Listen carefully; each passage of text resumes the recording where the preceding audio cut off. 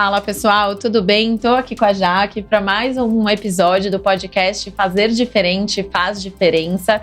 E a nossa convidada super especial, inspiradora de hoje, é a Laura Constantini, que tem uma experiência de mais de 20 anos no mercado de Venture Capital, que ela vai explicar para a gente o que é, que tem ali, é board member de algumas startups investidas, faz parte do board da Endeavor, tem um impacto gigante no ecossistema brasileiro e que sai de fora também, investidora como pessoa física e também pessoa jurídica, cofundadora da Astela, que é um fundo de investimento de seed, Series A, que também ela vai explicar o que é, né? Enfim, uma infinidade aqui de coisas que a Laura gera de impacto para o ecossistema brasileiro aqui de startups. E mentora Laura, do ano da Endeavor 2023, ainda tem isso na bagagem. O resto a gente vai deixar para ela falar que a lista é extensa, né, Jaque? Já dedaram a minha idade, né? Não. E, Laura, eu vou pedir para você, então, se apresentar, falar um pouco quem é a Laura por trás de toda essa mini bio que a gente trouxe, o que mais tem, a gente sabe que tem muito mais coisa por trás do que essa simples mini bio, que não é nada simples que acabamos de falar, então, por favor, fale pra gente. Bem-vinda. Obrigadíssimo, é um prazer estar aqui com vocês, muito legal. Então, gente, eu vou contar um pouquinho da história até chegar aqui, que eu acho que já vai. Eu fiz administração, fui trabalhar no mercado financeiro. Na época, eu dizia que eu precisava ganhar dinheiro logo, porque eu queria give back. Então, ainda mais porque eu trabalhava no mercado financeiro, eu não conseguia entender que dava para conciliar, fazer algo muito legal para a sociedade, para a economia, né, de mercados emergentes e ganhar dinheiro ao mesmo tempo. E ao longo da exploração de outras alternativas, eu fui entendendo que VC poderia ser uma dessas hipóteses. E foi isso que foi me encantando, mas eu não tinha, na época, não tinha muita noção do que poderia ser o impacto do ecossistema. Mas muito do prazer que eu tinha de trabalhar com empreendedor era de tentar vislumbrar algum jeito de que aquilo tivesse unit economics. E foi nessas explorações que eu e o Edson entendemos que dava para criar uma gestora, e aí com um pilar de criação de valor, e que isso sim poderia significar alguma coisa. Só para as pessoas entenderem, né, o que significa criar uma gestora, o que é uma gestora?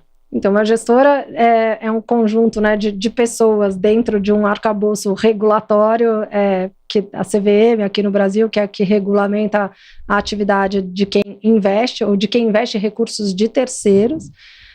Então, uma gestora de venture capital é uma empresa que tem um conjunto de pessoas que vão captar recursos de terceiros para investir em startups.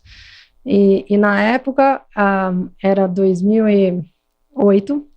Já revelou a idade. A gente começou. A gente entendia que tinha no Brasil espaço para ter uma classe de ativos como Venture Capital, mas a gente superestimou o tamanho do ecossistema, do mercado na época, e quando a gente foi, de fato, explorar, a gente viu que era muito difícil convencer investidores de que o que a gente tinha como um embrião de ecossistema era suficiente para ter um retorno e uma classe de ativos mesmo em VC.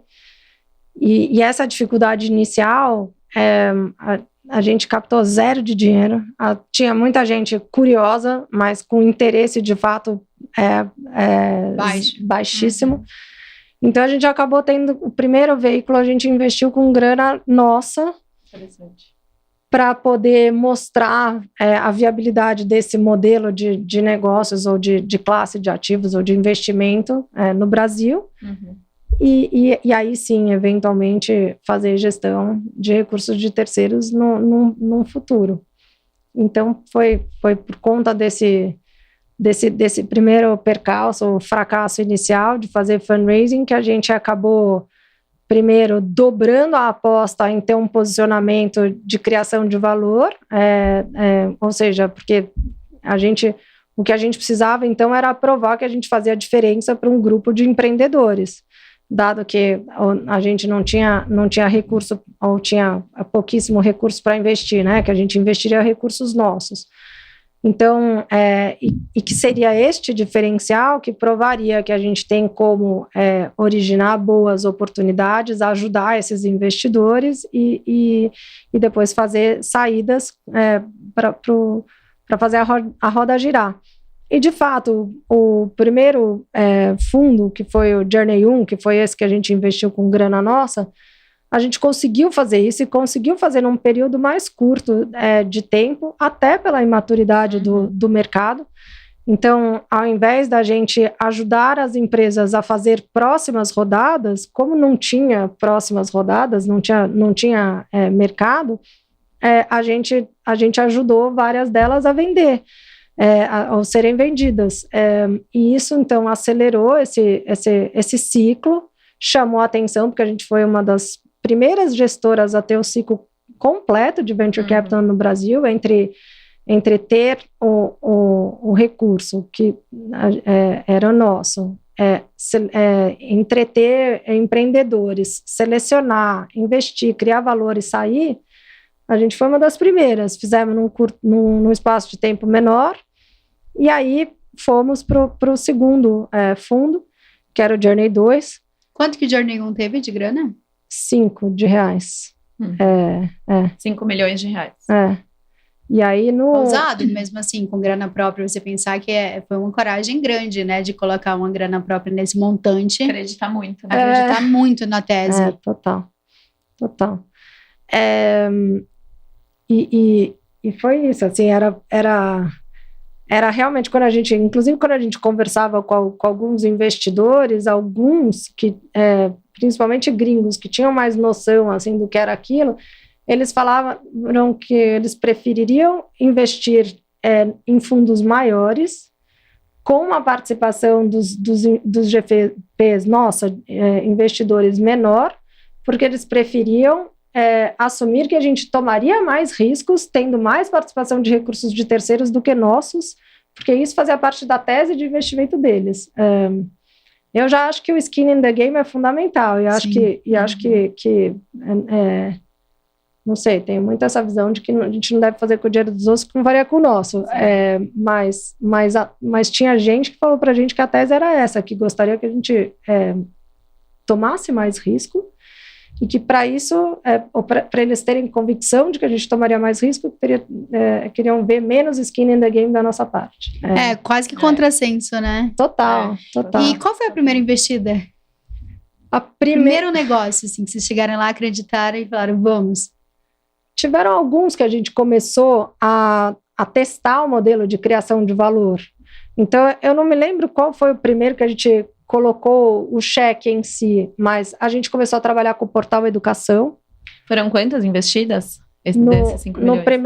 No primeiro fundo foram 11. Legal. E deixa eu te fazer uma pergunta enquanto você responde essa, que também é complementar a isso, mas no primeiro fundo já tinha uma tese pré-definida ou era vamos entender como que vai funcionar para depois sim ter qual é a tese de investimento da Astella? Não, a gente já tinha uma tese, a gente tinha uma noção de que a gente estava entrando num ciclo onde a tecnologia e software, na verdade, seriam oportunidades interessantes para o Brasil e para mercados emergentes, saindo daquela coisa mais densa de infraestrutura, e aí dando espaço para gestoras menores do que as gestoras de private equity. Então tinha essa coisa do software em si e da startup menor, como sendo algo que alavancaria essa infraestrutura que estava construída no Brasil. Então, por exemplo, as redes de telecomunicações. Eu tinha vindo de tech, eu era analista de telecom de bancos de investimento. Então, para a gente era claro que já existia no Brasil, uma camada de infraestrutura suficiente para agregar uma camada de eficiência em software. E era isso que a gente queria provar, e que era isso que a gente iria ver florescendo.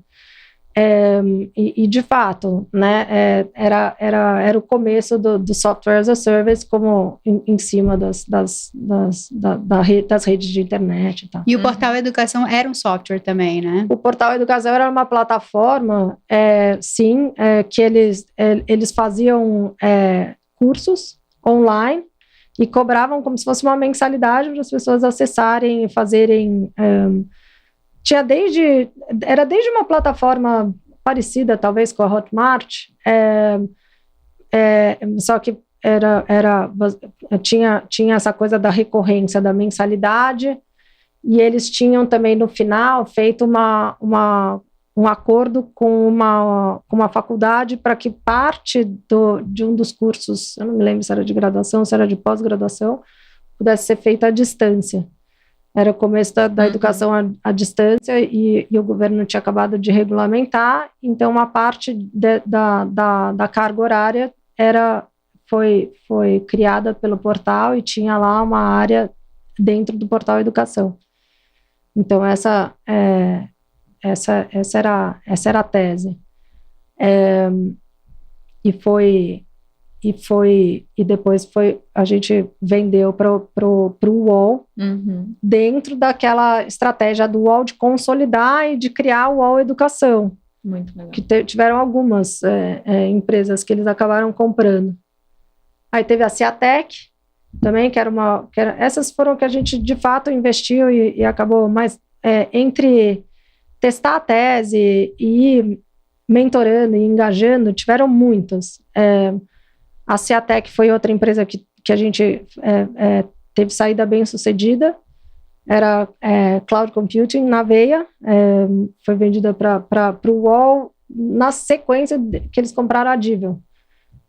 Já como a Divel tinha um negócio de data center, e a Ciatec trazia, né, eficiência para aquilo. Era exatamente o que depois eles até, uma das coisas que acelerou a vontade dos empreendedores de vender era o receio de que a AWS viesse para o Brasil.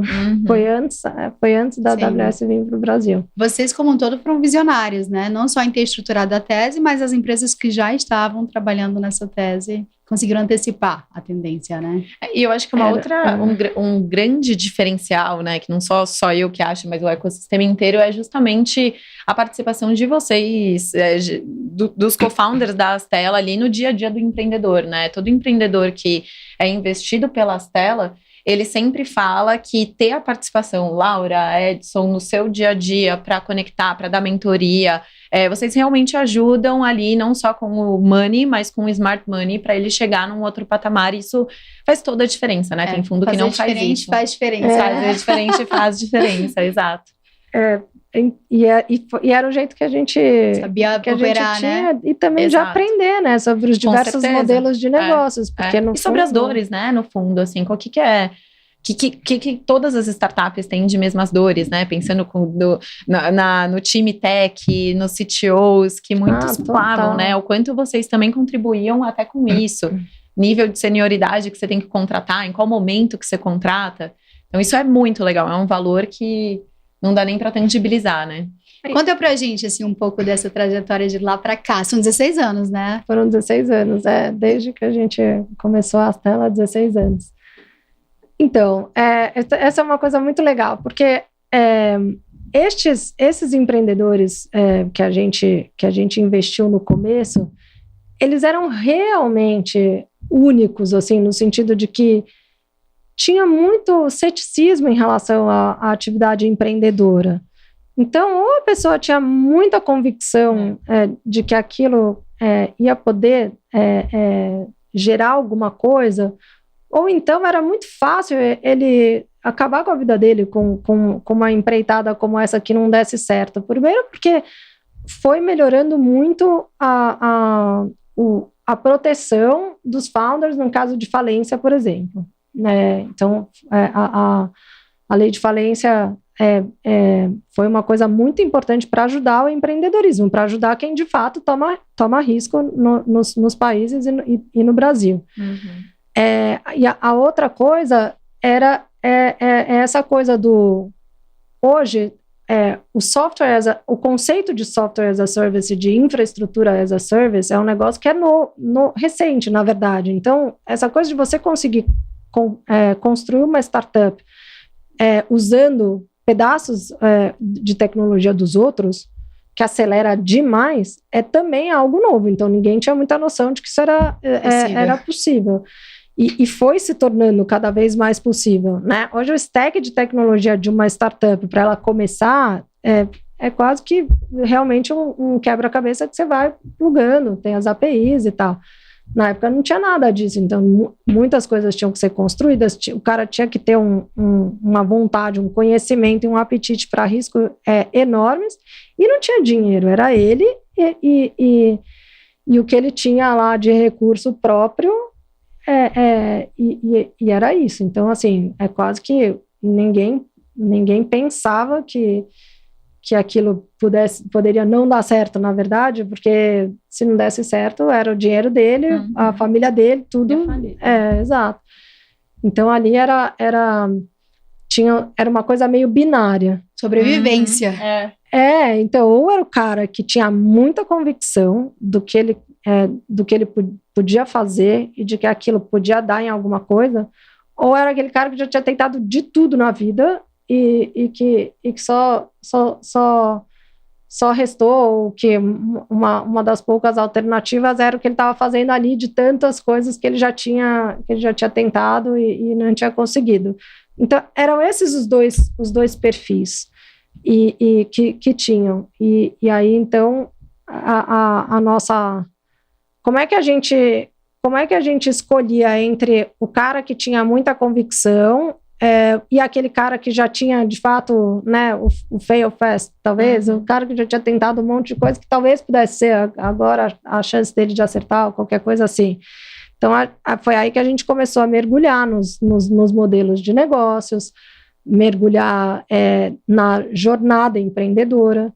Na época, a gente queria identificar o arquétipo. Bem mais para frente, veio o livro Blitzscaling com o arquétipo da jornada. Não tinha, então era a gente tentando entender que tipo de maturidade, de processos, de time e tal, eram pertinentes para cada momento e aonde que a gente também tinha que priorizar a nossa ajuda. Porque tinha coisas que talvez não fizesse sentido, né? E depois, assim, a gente, quando o ecossistema começa a crescer e que a gente começa a ver mais exemplos de coisas acontecendo, a gente começou a ver quanta gente ou quanto empreendedor que achava que estava sendo ajudado por um anjo, por um VC, na verdade estava sendo atrapalhado, né? Então, vou falar, é óbvio que a gente não acertou sempre, né? É que talvez por cautela, por sorte, sei lá, a gente acabou acertando mais do que errou, inclusive na quantidade de ajuda que a gente deu, mas no fundo é isso, não tinha um mapa, não tinha um playbook, não tinha nada, então era na cara e na coragem. Na cara e na coragem, mas consciência por trás, você já tinha experiência nesse mercado, né? Você falou de teses que você acreditava, porque você já tinha experiência. Fala um pouco do perfil das pessoas, porque as teses estavam claras, né, na cabeça de vocês, o que vocês estavam buscando. Mas depois de 16 anos fazendo essas apostas em pessoas empreendedoras, o que tem em comum entre elas, das pessoas que conseguem ter mais acertos do que erros, né? Que a gente costuma falar que chegaram lá. Então, tem uma questão que é uma convicção de do caminho que esse founder está tomando, que é muito importante. E, às vezes, isso é confundido com teimosia, com arrogância. Quando que você sabe que é convicção e quando que você desconfia que seja uma teimosia ou uma arrogância? Com a propensão de escutar e de trocar ideias.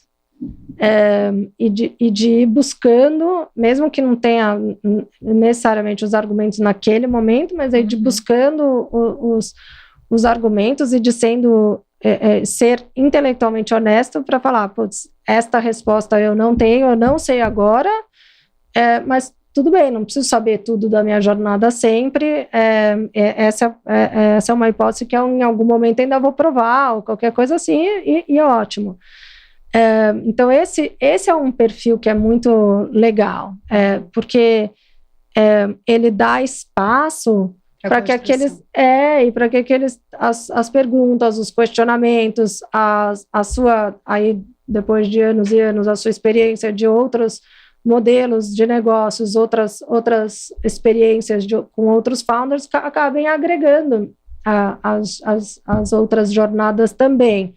Então, esse é um negócio que é legal, porque você vai conseguindo trazer uma visão diferente daquela visão do cara que está na operação do dia a dia o tempo inteiro. Sim, uma visão externa, né? Exato. Uma segurança junto com humildade, né? Total.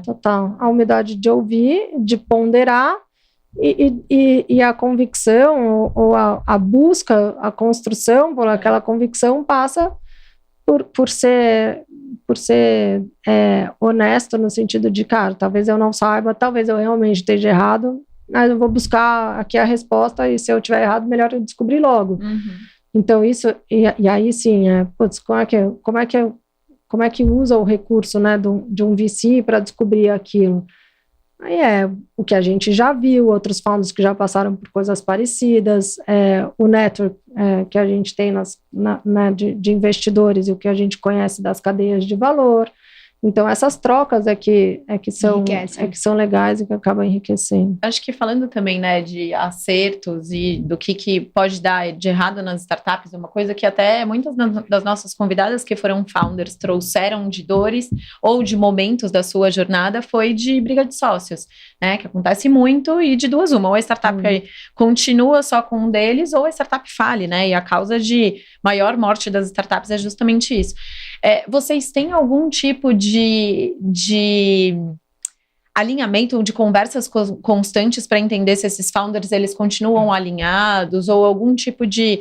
Eu sei que vocês têm, né, uma pessoa de RH que tem conversas constantes com os founders, mas em que momento vocês começam a perceber? Aqui os sócios começaram a divergir e se eles não tomarem cuidado agora, isso vai dar um problema daqui um ano ou menos. E isso pode acarretar prejuízo para a própria empresa. Eu diria que assim, que divergência sempre vai ter. Com certeza, e é positivo, né? Super. Na verdade, é desalinhamento de visão de próximos passos, né? Acho que é mais nesse sentido. E eu acho que é essa que é a questão, que eu acho que é sutil, né? Sim. Em conversas e no acompanhamento do dia a dia que a gente vai identificando. Então, assim, normalmente então, por exemplo, quando a startup tem uma estrutura que é mais hierarquizada, que tem um founder que tem uma participação maior e que é o CEO, é importante a gente entender qual que é o estilo de liderança daquela pessoa. Então, e qual que é a forma de comunicar e de atrair pessoas para trabalhar com ele naquela visão, ele ou ela, né, naquela missão, naquela visão e tal. Agora, quando é um conjunto de empreendedores e de founders que tem uma participação dividida mais equânime e tal, é importante entender o respeito, admiração e até onde vai a autonomia de cada um e como que eles decidem o próximo passo ou os impasses. Isso é muito importante. Então, na verdade, é com muitas e muitas horas de conversa que você vai entendendo o que leva, né? Ou qual que é a dinâmica que leva à tomada de decisão final. E tem aparecido mais, assim, no começo tinha é mais essa coisa definida e hierarquizada. Este founder aqui é o CEO, porque a ideia era dele, aí ele chamou, então os outros são... Ele acabava sendo porque ele era o primeiro. Exato, e os outros são co-founders porque foram atraídos pela ideia com skills complementares. Isso era mais comum. Com o tempo, a gente começou a ver, até saindo, né, do que a gente chama das máfias techs, founders que construíram um modelo de negócios ainda trabalhando em outra scale-up ou em big techs, e que aí tem uma responsabilidade mais compartilhada em relação àquela ideia, àquele modelo de negócios. E aí, sim, entender como que chegou aquilo, como que eles aproveitam os skills e a complementaridade. Maturidade mesmo, né? Maturidade para entender qual que é a minha fortaleza, qual que é a sua. Exato. Porque às vezes eu posso ter fundado, mas quem tem o perfil de ser CEO é a Jaque, não é a Renata. Total. Mas isso não necessariamente, né? Tem que ter um respaldo numa participação maior ou qualquer coisa assim. Sim. Talvez não, né? Então depende muito da atuação,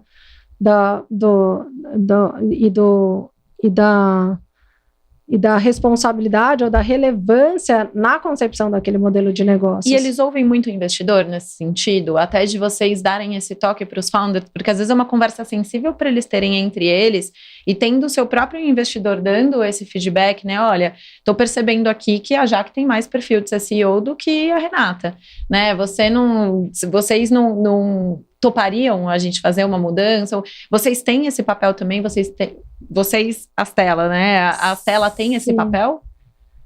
Ou faz isso? Assim, não. Cada um fazia de um jeito próprio, assim. E eu acho que é aí que está o segredo do estilo de investimento e de construção de relacionamento com cada tipo de founder. E eu acho que esse que tem também uma questão interessante de como a diversidade de estilo de investidor se reflete nas escolhas. Com certeza.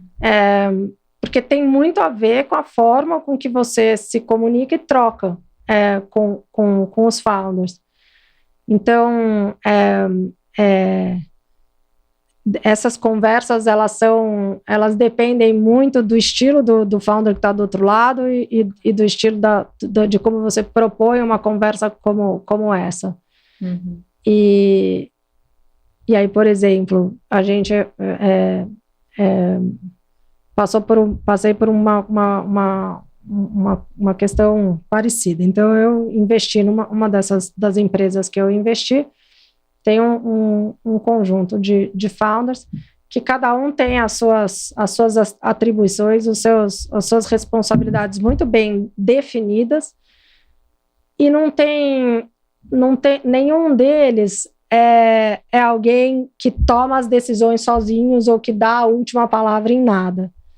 E já teve investidor que se incomodou com isso, ou que achou que isso pudesse ser um problema no futuro.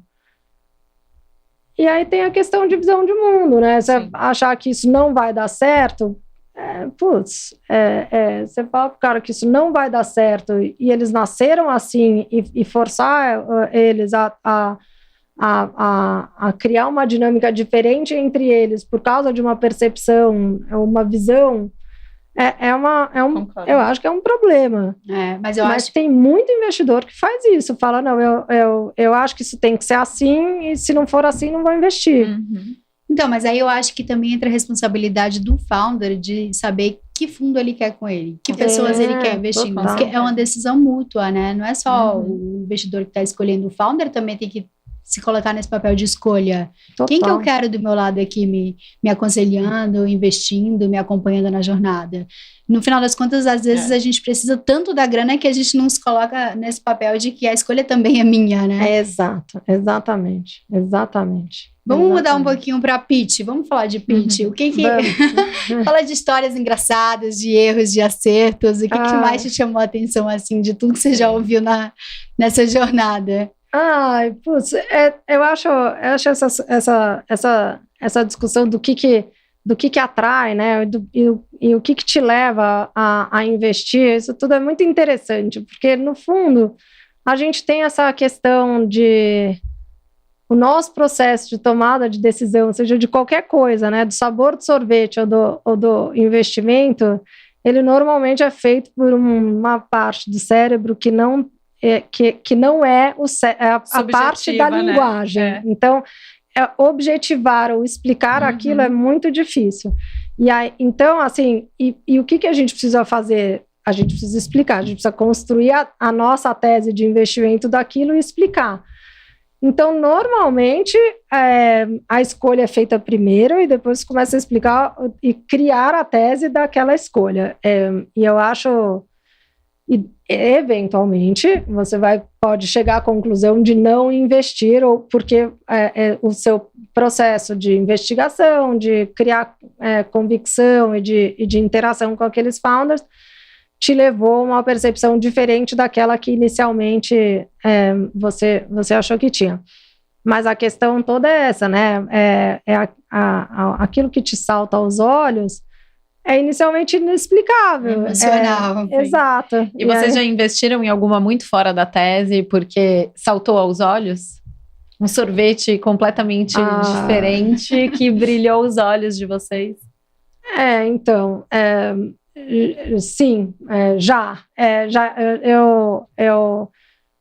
eu comecei a olhar para marketplaces e comecei a construir a tese de marketplaces num momento onde o grosso das startups eram SaaS. E a dinâmica de marketplace é uma dinâmica muito diferente da dinâmica de SaaS, pela forma com que aquela solução de tecnologia é monetizada, a dinâmica de crescimento tem dois lados, na maior parte das vezes não tem subscription, então tem menos previsibilidade, e assim por diante. Então, no começo, quando eu fazer uma pesquisa, criar o playbook de marketplaces, tinham coisas ali na trajetória dos founders que estavam criando marketplace que era muito diferente do que uma trajetória de SaaS tradicional. Então, eu já me encantei por empresas que tinham margem bruta negativa e que depois eles chegaram com a margem bruta de tecnologia de 80%, mas no começo era negativo, porque não tinha um conjunto de transações ali com um take rate suficiente para pagar aquela infra que existia. Então, ou seja, foi realmente uma aposta. Foi. Que deu certo. Valeu a pena, graças a Deus. A gente fica falando muito sobre o perfil dos founders, né? Mas eu fico me perguntando sobre o teu perfil. Você precisa ser uma pessoa muito corajosa e que topa muito risco, né? Imagina uma margem bruta negativa e você fala, eu vou apostar nisso. E desde o momento que você topou cofundar a Astela, era uma baita coragem que você precisava ter para fazer isso acontecer. Fala sobre você mesmo. Quais são tuas características, qualidades e como você se moldou a isso? Tem a ver com contexto? Já foi uma coisa de família? Como que você topou ter tanta coragem dentro de um meio que é tão arriscado? Deixa eu tentar ver, assim, essa coisa da visão de mundo e do que uma plataforma de tecnologia pode trazer de impacto e que tem a ver com todo o ecossistema que ela constrói ao redor dela e ter um monte de players ou de personas que estão se beneficiando da tecnologia e rebeneficiando o ecossistema como um todo, que é a questão do efeito de rede, né? E quanto maior o efeito de rede, mais aquilo é valioso em termos, porque aquela barreira de entrada é tão grande que é difícil de replicar o ecossistema e não a tecnologia em si.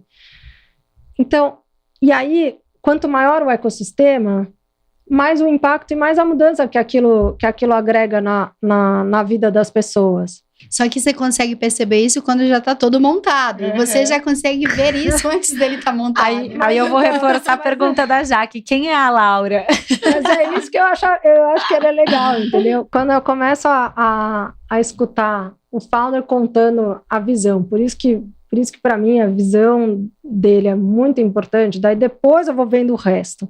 Depois eu vou vendo se faz sentido o passo a passo para chegar até ali, se tem founder fit, se executa direito, mas para mim eu consegui enxergar alguma coisa que potencialmente vai mudar muito o mundo, a vida das pessoas e tal, um conjunto, um segmento, um setor, uma cadeia de valor. Isso para mim é poderoso. Aí depois eu começo a entender como é que ele... E a buscar a construção, às vezes não tem, né? A construção disso, de como que isso vai cada vez mais fazendo parte da vida daquele conjunto de pessoas e como que agregando personas diferentes ao longo do tempo, de forma organizada e tal, construindo um ecossistema, vai fazendo com que aquilo seja cada vez mais valioso e agregue cada vez mais valor para um número maior de pessoas. Então, é quase como ir construindo o roteiro de um filme. Sim, tudo parte da visão. Exato. E você, a partir dessa visão, entende se está alinhado ou não com a tua, né? Então, exatamente. E se a construção daquela visão passa, de fato, pela preocupação de construir barreira de entrada e de além, né, de só da construção de um produto, ou seja, o que mais que aquele founder precisa pensar para que aquela solução faça sentido para um número cada vez maior de pessoas. E, às vezes, para que ele consiga e que aquilo possibilite um crescimento acelerado, não é só no produto, na tecnologia, mas é sim aquela proposta de valor sendo agregada ou tendo participação de pessoas ou de players que consigam trazer valor para outras pessoas, que é o consultor usando o Salesforce para alguém que ainda não consegue, ou que alguém que precisa de uma customização que não tem, que não sabe fazer. É o desenvolvedor dentro de uma plataforma desenvolvendo funcionalidades que não são core daquela plataforma. É o canal de vendas que consegue se comunicar e consegue trazer um tipo de usuário que a força de vendas inicial não tinha acesso, ou qualquer coisa do gênero. E com AI, isso fica ainda muito poderoso, porque, de verdade, o que tem de único é a interação daquelas pessoas com a plataforma e como que tudo isso agrega ainda mais valor para todo mundo ali dentro daquele ecossistema. E AI tem uma capacidade de processamento desses dados de interação muito grandes, e isso vai fazendo com que todo aquele ambiente seja ainda mais rico para negócios e para resolução de questões que mais pessoas precisam. Então, pegar uma plataforma, por exemplo, onde você pode agregar consultores que ajudam o acesso de pessoas, de uma persona X para aquela solução. Depois de desenvolvedores que vão agregando outras funcionalidades para outras pessoas que também podem se beneficiar do core, e assim por diante, né?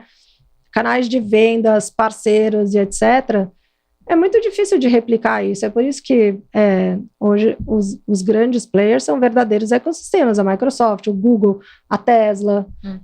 O que a Tesla está criando só de dados que ela consegue tirar do uso, ou de como o motorista usa o veículo, e como que isso pode enriquecer e selecionar fornecedores e o próprio software e outras peças, etc., é um negócio muito rico. Uma máquina de aprendizado, né? Exatamente. Sim. Então, a Laura é uma pessoa super racional, porque ela não vai só na cara e na coragem, ela analisa muito, observa muito, escuta muito, né? para poder ter certeza, obviamente certeza 100% ninguém nunca vai ter, mas eu acho que tem muita racionalidade por trás, né? Tem muita ciência de entender números e de... É um roteiro que tem um script muito bem desenhado, né? Quando que passa para a próxima fase, para o próximo capítulo. Mas eu tenho muito medo desses scripts muito definidos, porque a gente vai passando por mudanças muito significativas. Então, por exemplo, a gente está agora num momento de transformação muito grande no ecossistema como um todo, que é como que AI vai permitir novas possibilidades e oportunidades ou não, ou como que esse movimento que as Big Techs estão fazendo vão ser forças e competidores intransponíveis para alguns dos players existentes, ou o que vai possibilitar, né, de soluções criadas em cima dessas grandes plataformas que vão ser ameaças ao que já foi construído e coisas do gênero. Então, assim, sim, olhar para tendências e para como os sistemas vão sendo construídos, elaborados e qual que é a lógica disso é importante.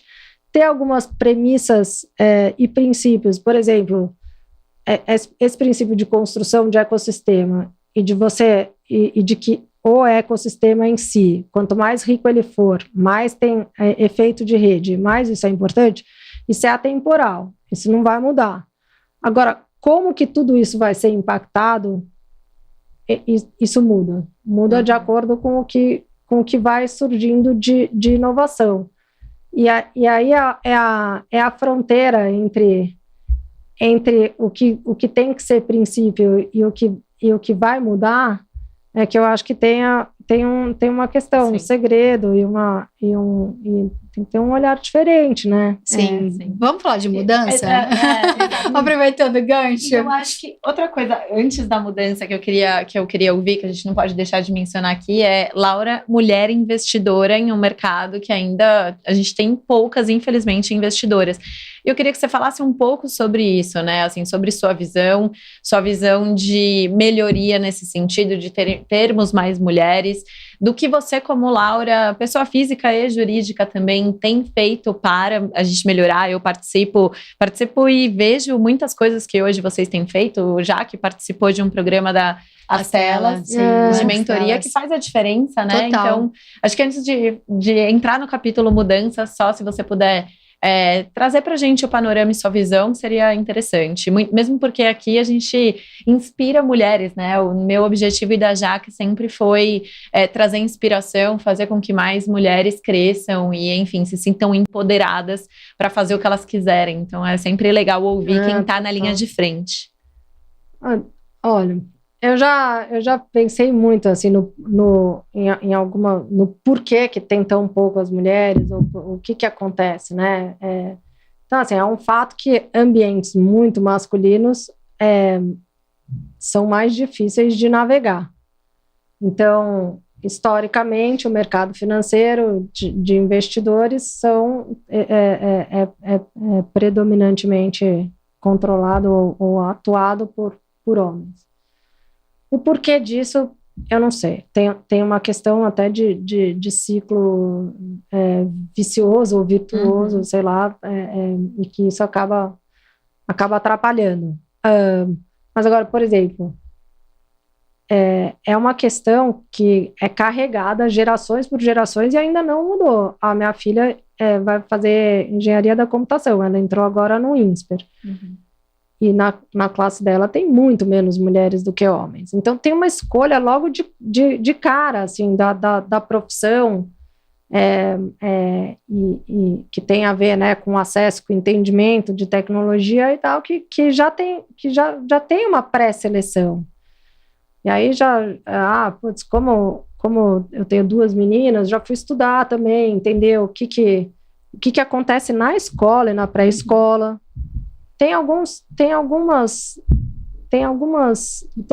dicas e algumas hipóteses de como a matemática e como as matérias de exatas são ensinadas, que isso favorece meninos que são mais tomadores de risco logo de cara, então as mulheres elas querem ter mais, e as meninas logo muito cedo querem ter mais segurança em relação àquilo que elas estão fazendo, e a matemática é ensinada, a tabuada quando é decorada, fica fazendo competição, fala rápido, menina contra menino, e coisas, né, e aquela coisa contra o tempo e tal. Então tem algumas já hipóteses de como que resolve isso já na pré-escola, e que talvez isso traga uma safra ou interesse maior das meninas por matérias de exatas. Talvez, é uma hipótese. Algumas escolas, mas poucas escolas estão olhando para isso, muito poucas. E aí, como o mercado financeiro tem muito essa questão da exatas, da matemática, da parte de modelagem, cálculo, sei lá, tem uma questão de um domínio e de um ambiente muito masculino, que daí afasta, né? Mesmo quem tem o skill, afasta porque aquilo não é confortável e tal. Mas eu acho que também tem o lado dos soft skills, né? No sentido de que os homens, eles se sentem tão ou mais preparados do que as mulheres para chegar na frente das pessoas que eles não conhecem, se colocar, assumir um posicionamento e ter segurança, e as mulheres estão sempre se subestimando, ou subestimando seus negócios. Total. Não, total. E aí tudo te leva a uma postura mais defensiva, né? O olhar para aquela pergunta, assim, se a gente não tomasse porrada do falar das pessoas acharem que o que é certo, o que é errado e tem que ser reprimido, né? Se o erro fosse algo comum no aprendizado, a exposição e a troca de ideias seria mais confortável. E a gente aprenderia a usar perguntas como forma de construção daquilo que a gente está curtindo, aprender, saber e tal. Mas, infelizmente, não é assim que acontece, a gente não é educado desse jeito, então acaba que isso recai mais sobre as mulheres se sentem mais cobradas ou neste sentido. Agora, até do perfeccionismo mesmo, né? Exatamente, agora por que isso, não sei, entendeu? Não sei, é muito... E você como investidora, né, quando você ouve pitch de mulheres founders, você quebra os vieses inconscientes que muitas a gente ouve que tem dos investidores, e sejam investidores homens ou mulheres, né? A gente sabe que tem esses vieses. Sim. As mulheres são, até porque elas querem se cercar de mais segurança ou de mais... Elas na hora do pitch, elas são menos inspiradoras, porque elas acabam trazendo muita explicação para aquilo que elas estão vislumbrando, e menos inspiração. Fica mais mecânico. E fica menos inspirador. Do tipo, elas nunca partem para uma... nunca não, a maioria não parte para uma extrapolação de como visão aquilo de longo prazo. de como aquilo pode impactar e mudar a vida de alguém. Elas começam a explicar e a mostrar como é que aquilo está sendo construído, como é que aquilo vai ser usado, mas esquece de trazer a inspiração do quão grande aquilo pode ser. Porque se colocam numa posição defensiva de ter que convencer de algo, sabe? E essa é uma questão. Então, assim, a gente já se vai para os pitches sem essa percepção, ou sem essa, não é nem essa percepção, sem esse olhar mesmo, esse olhar, você vai investir em mais empreendedores homens do que em mulheres, porque a chance ao não precisar se defender, você ter um discurso mais inspirador é maior do que você já sair defendendo alguma coisa. Total. Ou seja, Faz é sentido. importantíssimo, né, esse olhar seu de como investidora, de trazer isso também para sua análise. É importante a mulher saber disso para ela se posicionar diferente numa reunião, mas ao mesmo tempo essa outra via. Total, e aí tem uma coisa ainda mais complicada e mais difícil para as mulheres. Historicamente, as perguntas que vêm para as mulheres colocam as mulheres em situações defensivas e não de promotoras, né? E não de expansão, de visão, de ideias e tal. Então assim, comunicação é uma via de duas mãos. Você também tem responsabilidade em relação a como que você escuta e como que você faz a pergunta. E aí poxa, a pessoa já tem essa predisposição de se defender e de se explicar. A pergunta vai de uma forma que ela precisa se defender ainda mais ou se explicar ainda mais. Cara, a chance disso ser inspirador é baixa. Sim. Então a grande questão, a grande responsabilidade é como é que você devolve uma pergunta que faça com que aquela pessoa quebre as amarras e a necessidade de defesa para construir a visão e chegar numa inspiração. Agora, se você já vai esperando que aquilo seja absolutamente inspirador, a conversa vai ser mais difícil, sabe? É interessante porque você tem que trabalhar em você mesmo esse olhar mais empático para você conseguir promover a pessoa, para ela se sentir mais segura e daí sim você entrar no ciclo virtuoso. E deixar a pessoa confortável, tipo, putz, tá tudo bem, não precisa se defender. Mas olha a importância, né, de ter mulheres do outro lado da mesa que tem esse olhar, porque a gente precisa mudar essa curva. Mas já que vamos lado da mesa agora. Vamos para o capítulo mudança. Você está encerrando um ciclo na Astela, né? Depois de 16 anos, mais de 800 milhões investidos em startups brasileiras, então um baita feito, uma mega contribuição. Uma das perguntas era sobre contribuição, mas essa a gente já pula porque eu acho que já deu para ficar muito claro sua contribuição para o ecossistema. Fala um pouco dessa fase de mudança, encerramento de ciclo sempre é desafiador. Acho que para encerrar um ciclo você precisa de tanta coragem ou mais do que para iniciar um ciclo, né? E agora você está indo para novos projetos, novas fases. Eu queria entender um pouquinho dessa nova Laura. Bom, então primeiro assim, é legal esse espaço para dizer que eu vou continuar investindo. Que ótimo, por favor, continue impactando esse ecossistema que precisa tanto de mulheres protagonistas como você. Então, em breve, né, vai ser um prazer aí a gente conversar sobre a nova tese e posicionamento. Chegar à conclusão de que a Astela não era o lugar para isso foi muito difícil. Foi muito difícil. Até porque, como eu criei, né, a Astela, era para mim impensável que não pudesse acontecer, ou que chegasse a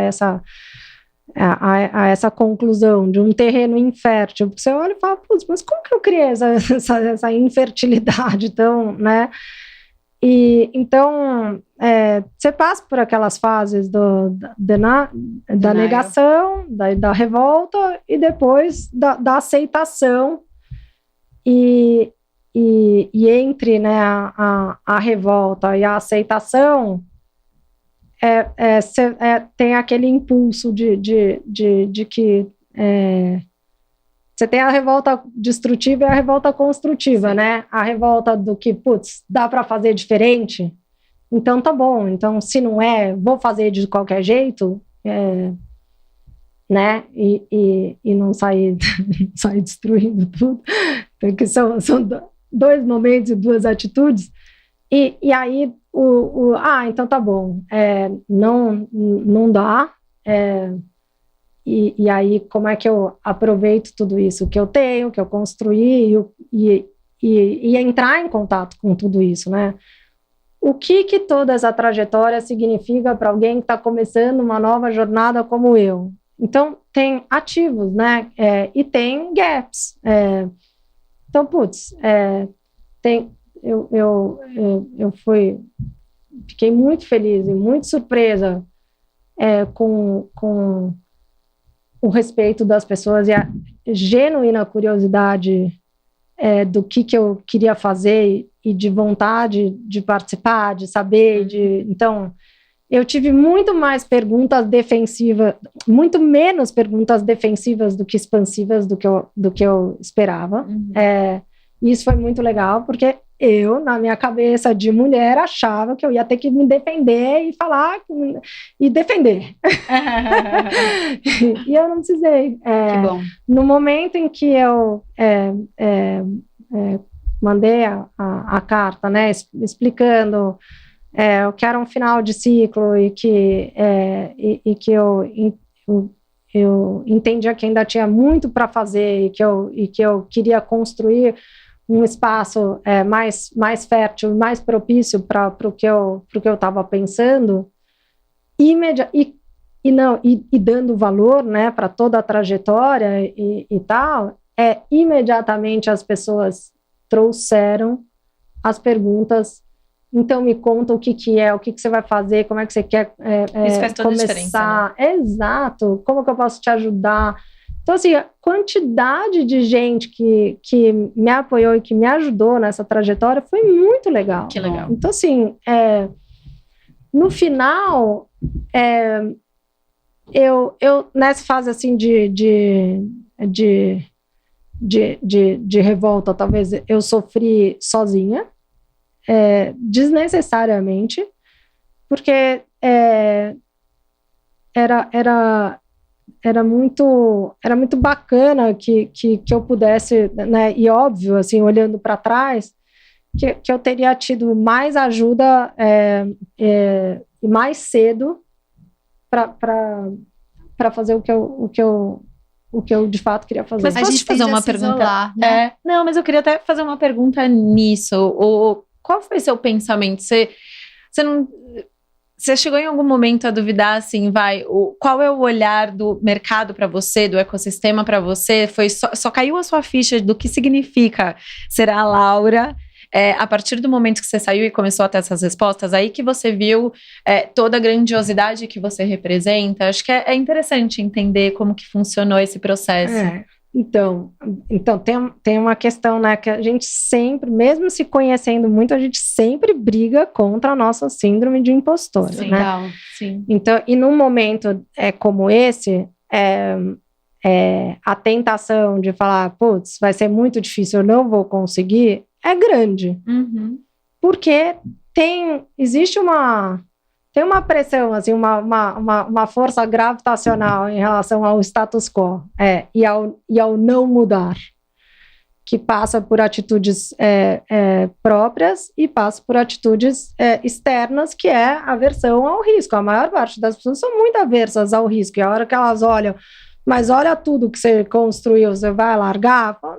E aí cara, não, eu não vou largar, eu vou levar comigo. Exato. Entendeu? Exato.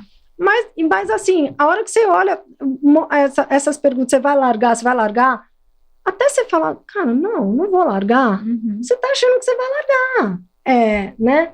E aí até você construir uma forma de traduzir o não largar, e que também dá, né, um conforto ao investidor e ao empreendedor que confiaram a jornada e tal, e você falar, porque se você tem esse preconceito de que um final de ciclo você vai largar, você nunca termina nada e você nunca dá espaço para o novo. É uma forma de interpretação diferente, né? Exato. Que faz toda a diferença. Faz toda a diferença. E você conseguiu silenciar seus sabotadores, então, em algum momento aí desse ciclo, né? Como que você fez isso? Então, aos poucos, né? Do tipo, tá bom, então vou ter... tinha um consenso e um alinhamento de que a preocupação em relação ao manter o legado era importante, tanto para mim quanto para os meus sócios na Astela. Então aí a gente precisou construir o que é esse manter o legado. Então o relacionamento com o empreendedor para mim sempre foi muito importante. E esse portfólio que eu investi conversa muito com a minha tese. A próxima. A próxima. Então, para mim, largar isso era absolutamente impensável. Impensável porque pelo apreço, pela escolha, pela tese construída, pelo relacionamento e por ver aquelas visões se concretizando. Então, assim, essa para mim foi a primeira coisa que eu precisei ter certeza de que eu estava dando um passo, que isso era inegociável, essas empresas que eu investi. E aí, com isso, automaticamente já vem uma certa segurança para o próprio investidor, porque para ele o que é relevante é que aquilo está sendo cuidado e que tem alguém olhando para a construção de valor e de possibilidade de retorno. Então, de uma certa forma, a hora que você consegue comunicar que isso é relevante para você como pessoa, como indivíduo, e relevante para o seu próximo passo, tese e tal, aí isso já dá um alívio. Aí quando você começa a conversar com os empreendedores, eles falam, a gente estava preocupado, né, porque o nosso relacionamento é com você. Putz,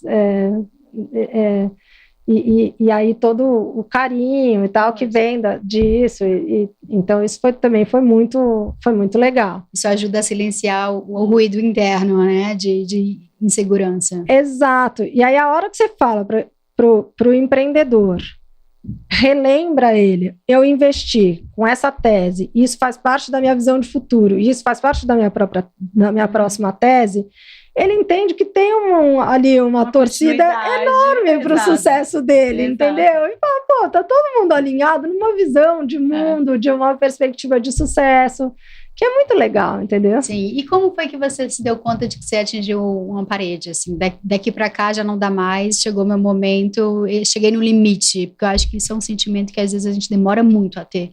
Tem o denial, né? Sempre o primeiro é o denial. Sim.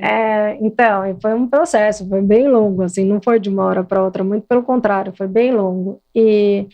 Mas tudo passa por entender visão de mundo e de futuro, a vontade de se posicionar ou de mudar alguma coisa em relação a essa visão, né? Então, se eu acho que o mundo vai mudar, tem duas alternativas.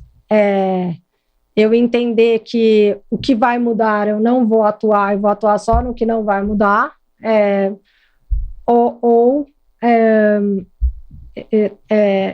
eu tá fadado a tudo mudar e eu não mudar. Se eu não acho que o mundo vai mudar, então não tem nem a conversa para fazer.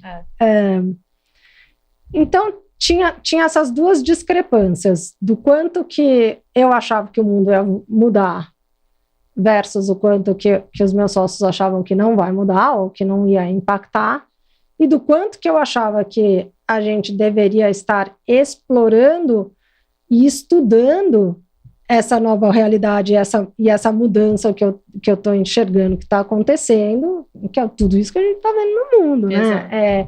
E o quanto que isso requereria de um olhar especial nosso, de uma readequação, de posicionamento, de tese, de investimento, e que eu acho absolutamente natural que isso aconteça ao longo do tempo, ao longo dos anos. Já se fazem 16 anos, então, a gente tem que ir mudando, tem que ir olhando e trazendo perspectivas diferentes. Mas eu achava que isso existia, que isso era implícito. Então, a fase de denial era justamente uma fase de, eu não entendia o porquê daquilo, o que estava acontecendo, por que não queria, o que não queria, o que era não querer, o que era não entender. E aí tem também um outro componente, que é o momento de vida de cada um. Sim. Né? Às vezes você está em denial, tudo menos mudar é o que eu estou precisando no meu momento. E aí você tem que aceitar, né? O enxergar a realidade de formas diferentes. Todo mundo vive isso. Ninguém vive a mesma realidade que ninguém. Essa que é a grande verdade, na minha concepção. Sim. E ao entender isso, onde que tem alinhamento ou tem percepções parecidas e onde que aquilo, que a tua experiência e o teu momento de vida te levam a enxergar um negócio completamente diferente. E dentro dessas visões, qual que é a tua propensão dado aquele teu momento? E tudo isso é um exercício de aceitação, porque é muito difícil mudar, muito difícil mudar. Então, acho que... Coragem também, né? Mas fala da coragem. mudança. O que a gente pode esperar dessa mudança? O que você já pode contar para a gente do que você está planejando? Visão, tese, pessoas. Quem quiser trabalhar com você ainda pode mandar currículo. Olha lá, pessoal. Exato. Pode. É uma tese nova. Tem a ver com esse olhar de construção de ecossistema, de barreiras de entrada, e o olhar disso como algo, né, que vai sendo construído, e quais são os sinais de que isso é possível, e aí tem como que ajuda, em que fase que isso fica relevante. Então tudo tudo faz parte dessa tese, e também de um posicionamento, que como que esse relacionamento entre VCs e investidores tem que evoluir e tem que abarcar uma nova forma de engajamento, dado o inverno que a gente viveu. Tem muitas lições a serem aprendidas disso, mas muitas. Então, eu acho que existe pelo menos nesse meu momento, um repensar, tanto em relação a o que essas mudanças todas de plataforma e de tecnologia acarretam na construção de barreira de entrada, que é a grosso modo essa questão de construção de ecossistema, mas isso é a grossíssimo modo, sabe? Tem muitas coisas e detalhes disso o que é esperado para cada estágio, como é que isso vai se manifestando com o tempo, quais são as estratégias, por onde começa e tal, e o que vai o que vai buscando agregar com o passar do tempo e tal, e como que esse ecossistema ao redor do VC tem que ser melhor pensado, né? Que é a questão também do investidor. Que como investidor de venture capital, ele não está só pensando em diversificação e numa classe de ativos diferente, ele tem outras necessidades e outras vontades muito diferentes. E aí você tem que repensar em como constrói tudo isso e como que cria as oportunidades. Então, Muito bom. Tem uma questão de tese, mas também tem uma questão de modelo de fazer isso funcionar, né? Exatamente. Interessante. Exatamente. E falando de olhar para trás, assim, agora que você está numa fase de mudança, você também está numa fase de reflexão. E que te trouxe até aqui, que eu tenho certeza que vai te guiar pelos próximos 15 anos. Espero que sim. O que você teria feito diferente? Essa é a primeira pergunta.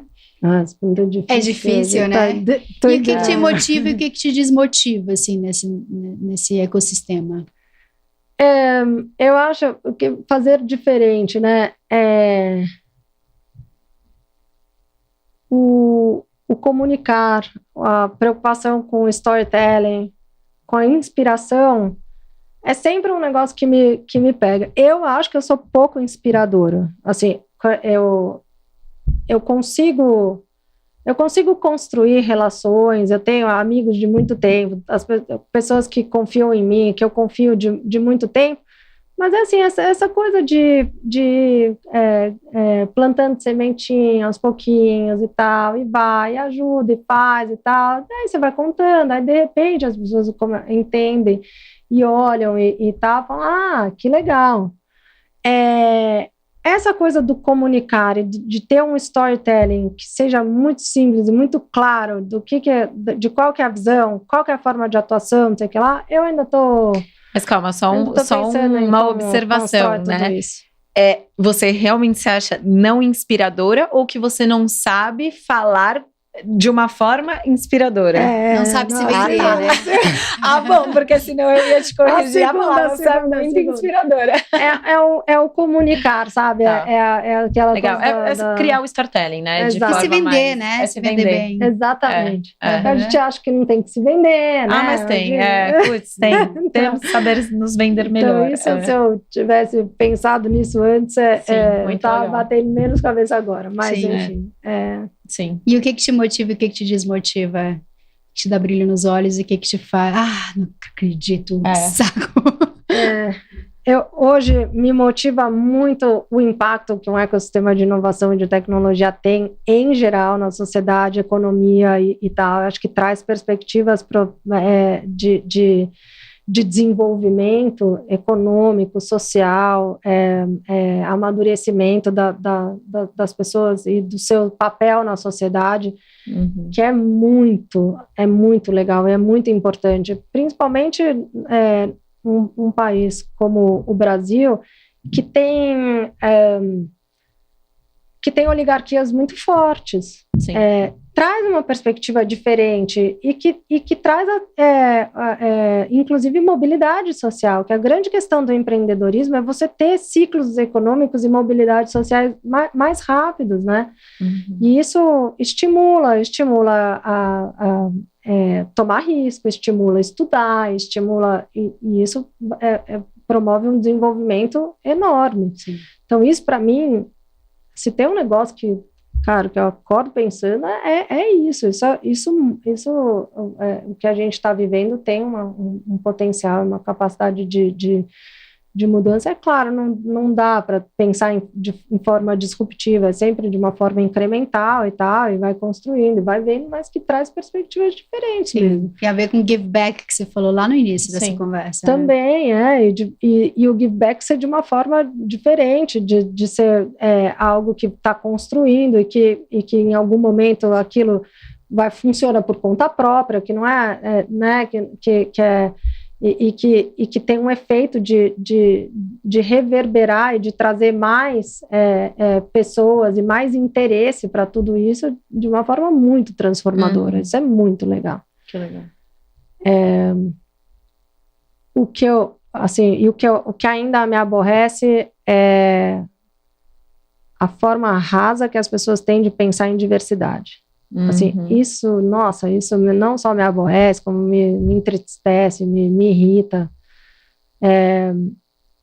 E eu já falei isso algumas vezes, eu acho que isso é muito importante, é muito poderoso. A diversidade não está no olhar, a diversidade está na escuta. Sim, você falou isso uma vez e me impactou bastante.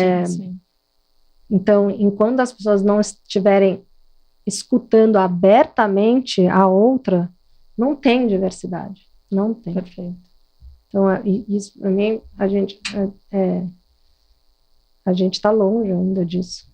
Tem muito, muito ruído e estamos longe dessa diversidade e que promove a escuta aberta. Para quem está te escutando agora, com muita atenção, que mensagem você daria para as pessoas, assim, em relação a começar a acreditar, quem está com ideias na cabeça, quer tirar a ideia do papel? Ou momentos de mudança, de tomadas de decisão? Então, eu acho que a gente está num momento bacana da humanidade. Tem muitas possibilidades de fazer, de atuar, principalmente num país como o Brasil. Então, eu acho que não desanimar, não deixar a síndrome de impostora, dizer que não vai funcionar, né? Não dar ouvido, porque as pessoas, às vezes, elas não fazem por maldade, e elas têm uma visão e tem uma percepção da realidade que talvez seja mais difícil para uns do que para os outros, ou que o risco seja mais pesado do que para outros, e aquilo pode desanimar. Então, resiliência. É dar espaço para a construção das possibilidades de verdade. Não estou falando para ninguém pular do precipício, mas é entender como a ponte pode ser construída, sabe? Eu acho que tem muitas possibilidades. Perfeito, muito bom. Infelizmente, o nosso tempo daria para a gente passar aqui por mais muitas perguntas, mas teremos muito mais. Vamos acompanhar com certeza sua nova trajetória. Te desejo muito sucesso. Já temos que ter um episódio parte 2. Vamos fazer diferente. Tenho certeza que você vai. Parabéns de novo pela coragem dessa nova fase. Muito obrigada por ter topado o convite. Por compartilhar. Mas vamos fazer, porque o Lex Fridman já conversou com Elon Musk umas 4 vezes. Olha lá, então pronto. Já queremos a parte 2, já está até gravado. Muito bom. Promessa é dívida. Exato. Obrigada. Muito obrigada. Obrigada, pessoal.